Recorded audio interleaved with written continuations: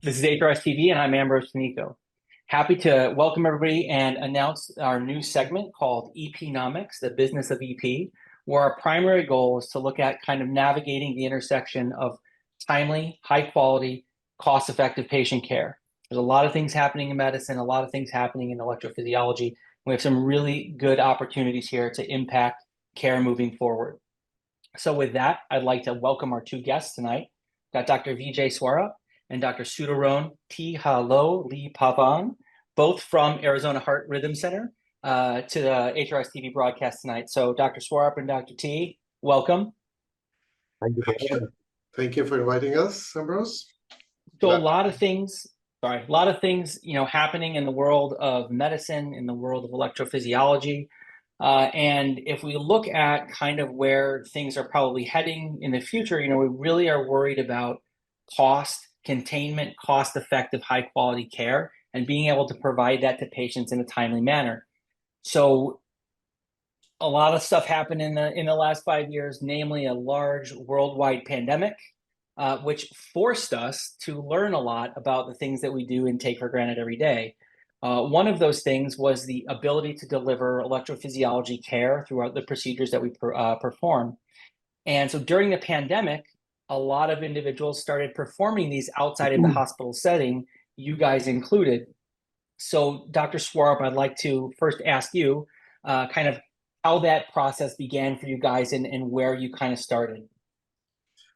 So Ambrose, it was very interesting times. We were practicing here, had a practice in Phoenix downtown. And the time was in 2018. We decided to pursue an ambulatory surgery center, primarily to do device implants. But we also had this opportunity of doing some kind of ablation procedures, more simple ablation procedures, which were primarily private insurances.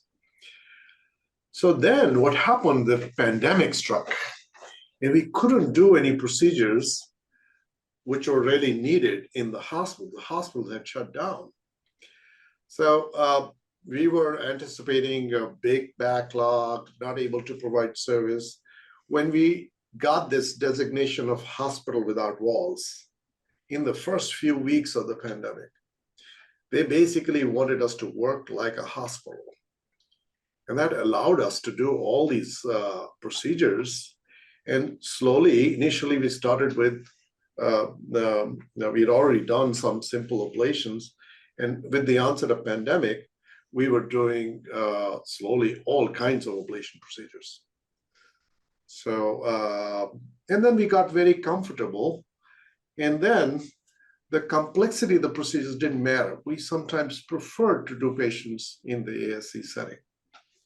So, John, what was your take? Yeah, I'm gonna elaborate a little bit on that. So, a lot of this happened actually before I joined the practice back in 2018, and I don't think Vijay's given himself enough credit. But back in 17 and 18, I think when he bought a surgery center and kind of formulated this concept of having a cardiovascular EP-based centric surgery center. It was quite a gamble. I mean, the only thing that was really improved at that time was outpatient devices. I think he was banking on the impending approval of diagnostic and interventional cardiology cases, right, in the surgery center as well, too. And actually, the presumption at that point was, hey, EP was going to follow. But I think the rest of the world thought, hey, we'll just wait for EP to get approval before we open a surgery center outfitted with all millions of dollars worth of equipment and take this big gamble. Vijay went the opposite route, to be perfectly honest. And, in 2019, I think he started negotiating with some of the private insurers to try to gain access to outpatient cases and already started the ball rolling with ablations. But again, to his point earlier, they were more straightforward things, easy AFib cases, things of that nature. And then the pandemic struck and really kind of changed the whole dynamic. And that's when things got really interesting, right? So that's where it became a measure of necessity more than anything else. And I think that's when I got involved with the group. And I think for me, I came from a practice in the middle of the country. It was very busy. I was already doing same day, procedures and same day discharges rather. And this model totally made sense. And I loved it, and I wanted to ride the wave.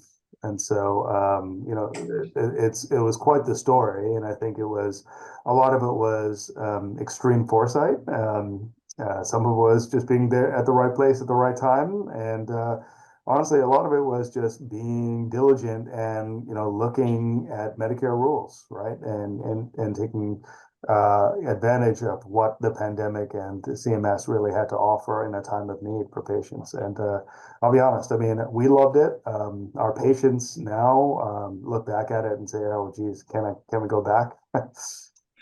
So it's been quite a journey. Yeah, it's interesting because you both bring up a couple really good points, but things that are born out of necessity that we then learn are actually a dramatic improvement. I was in training, second year EP fellow at the peak of the pandemic in Chicago at Loyola, and we went from doing, a boatload of cases to shutting down completely. And then when they started to open it back up, it was insane the amount of backlog that we had in such a short period of time. And while it can totally be dealt with, now you're trying to cram more procedures in a shorter period of time, and that breeds for more bad things to happen, more mistakes. And so there are so many benefits, and you see this again with virtual visit, telehealth, that was really existed but flourished during the pandemic and now has become something that's used very routinely in helping people get access to care, multidisciplinary care. So there's really a lot of great innovation that was born in a really terrible time. And so I agree, like we got to ride the wave, and we've got to kind of use this to help predict what could be and what can help the healthcare system sustain in the future. So you guys looked at this. Not only did you do it, you looked at it and you kept data, and that was published in HRS, Journal of HRS, back in August of 2024. Not only did you guys show that it could be done, but you showed that it can be done safely. So, Vijay, would you like to touch on kind of what your experience was and what you guys found? Yeah, so Ambrose, as we did, I mean, the technology had gotten better anyway. The complication rates were coming down. We thought the pericardial effusion rates were down in the 0.5, 0.3% range. And that the was persistent. We took precautions, but the data looking back, data looked really good for us. We combined everybody's experience to publish this paper, which was like 6 centers. But the bottom line was that the complication rates were extremely small. It was a really safe procedure. And there was no difference when we compared the complication rates in the hospital outpatient department compared to the ASC. We were, when you combine the sites, it looks a little different, but our patients were sicker in our series, in both the ablation arm and the implantable devices arm. And when you looked at the complications, ablation complications were less than the device arm, the cardiac rhythm device implant arm. So it sort of compared really favorably to all the procedures which were being done for the last 10 years. Yeah. And one more thing to add with this is just in reference to that R rhythm paper. It's interesting. It was 6 sites, right? And the sites actually spanned across the country, literally. I mean, we're talking about Alaska to throughout the continental United States, and most of it, to be perfectly honest, was kind of in the southern states, right? So we're talking southern meaning like the western, southern, or southwest rather, Phoenix, Texas, and Florida as well too. But there's a group in Alaska that, again, out of necessity, came up with this protocol to basically do outpatient ablations. They did younger patients, were a little bit, I think healthier patients, and the younger patients across the board. So you have this like wide breadth of experience and these different sort of tracks and stories that brought you kind of to the same conclusion, right? So in that time of necessity, and some of it was pre-pandemic, the rest of it was peri-pandemic. So it's really robust. It's really interesting to see how all of our data kind of came together. And it was actually a really interesting process that really brought us together, made us appreciate, and something we can talk about later, also advocacy, right? And so something was really born out of this, and it was a need for a need to address this and potentially move this forward in a direction that we all think it's heading. Yeah. I think, again, great points. I'm going to ask you this one, Sudarone. What kind of things did you guys have in place in case, obviously we do very invasive procedures, even in very skilled, very careful, very thoughtful hands, bad stuff can happen. So what kind of fail-safes did you guys have in place to deal with those very rare occurrences that did happen? Yeah, we had a full legal team standing by. Just kidding. So basically, I mean, if you look at our lab, it looks for all the world kind of like a very sophisticated hospital EP lab, right? In and of itself, we've got built-in systems, so we've got the capacity for TEs, echoes. We obviously have the capacity for rescue, right? In the sense that we have a pericardiocentesis kits, we have covered stents, really everything you would have in a hospital setting, in the acute cath lab setting, we have, right, to allow for a rescue. So all of that was in place. If there was a scenario, if a scenario were to happen, rather, where there was a complication that we couldn't treat acutely in the ASC, but that was generally not the case. Usually you marginalized it and you temporized it, and then you actually just transported the patient to the hospital for more observation. In fact, that's what largely happened for, I think, most of our cases, right, Vijay? And then, the transfer protocol that we have in place and the protocols we had in place included, rapid EMS transfer and accepting transfer hospital and essentially, a surgical team that was on standby if there was a need for anything, right? So if you sort of look at the times that would be required, from the time of an event to like surgical intervention through a hospital, it's probably pretty similar to what you would see in a hospital setting, especially in modern times where surgeons aren't sitting around waiting for you to perforate something. I would say that, the vast majority of cases aren't considering, the proximity of like the nearby surgeon. At one of my old hospitals, I remember we had an event and a surgeon was in the middle of his own case and couldn't leave. And that, led to a little bit of like a delay, which is totally expected. So I think my point is that the response time has to be set in a measure that's comparable to what you would have if you had been in the hospital anyway, right? With all the same resources. So, and I think that was the standard that we set right from the get-go, right? We didn't want to create an environment of efficiency without bearing in mind safety. So, So we never had a problem where we had to find a surgeon. But we figured downtown Phoenix, we could get him into an OR faster from here than if you were doing it in the hospital. So we have multiple hospitals to choose from, multiple surgeons. It takes 5 minutes to transfer people. Right.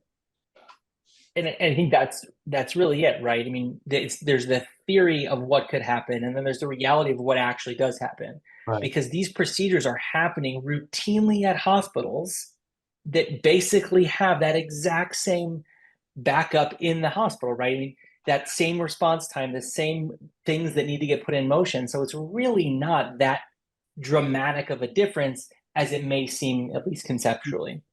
Yeah, it also, makes the point, especially to younger EPs, that are coming out of training and starting into the first couple of years of practice, it really emphasizes the need to understand how to manage emergencies when they do happen, right? Because you may not have the resources that you think you have in modern times, to be perfectly honest. And you have to be able to temporize the scenario, stabilize the patient, and then work towards like a final recourse for them. So I can't underscore that enough. That's relevant. And the problem with that is that as the procedures become safer, that we just don't give our fellows the same experience, right? So the perforation rate that everybody experienced in the 90s and the early 2000s, which made everybody a better electrophysiologist in a way, is just not something that we're exposed to today.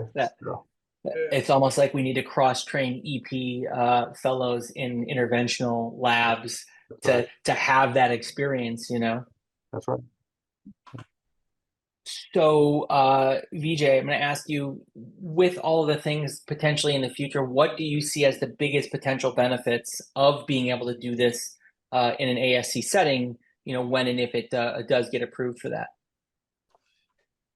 So, Ambrose, I mean, this is something which is needed right now. So we have this so many indications for ablation procedures. There are backlogs in every hospital. We had months of waiting lists for having patients done. So it's a question of access. So we could offload the hospitals with some of these procedures, and they can do more complex ones. Besides, this is where everybody wins. Okay, so the patients like it. It's a familiar surrounding. They have less copays. They enjoy the experience, especially here in Phoenix. The health systems like it. There is less. It's cheaper. So ASC procedures are on an average 30% cheaper. The physicians are in their familiar surroundings. They are sort of. They are also invested in the reputational and the financial success of the institution. So it actually is win for all. So I think that's the biggest advantage of moving patients. So our estimate was that if even 30% of ablations are done in an ASC setting, it'll save the system more than $250 billion. So $250 million, so a quarter of $1 billion. So I think that's the advantage. With there is only so much money in the system, and there is reasonable access issues here. I would ask Sudarone to add anything to that, but yeah, I mean, I like making a point through a story, right, to some degree. And I think that if you look at the history of Phoenix, the first ASCs were actually built in Phoenix, interestingly enough. And we have a large number of ASCs in Arizona to begin with, right, that host a multitude of specialties. So people here in Phoenix love this experience, right, in and of itself. So I think that it's a regional flavor for people that they prefer to be in like a single specialty center that is a quick sort of in and out with their known providers. Like that experience is very valuable to them. Rather, the pandemic only made that sentiment I think a little bit stronger, right? So there was more of an aversion to going into the hospital for obvious reasons. People didn't want to contract COVID.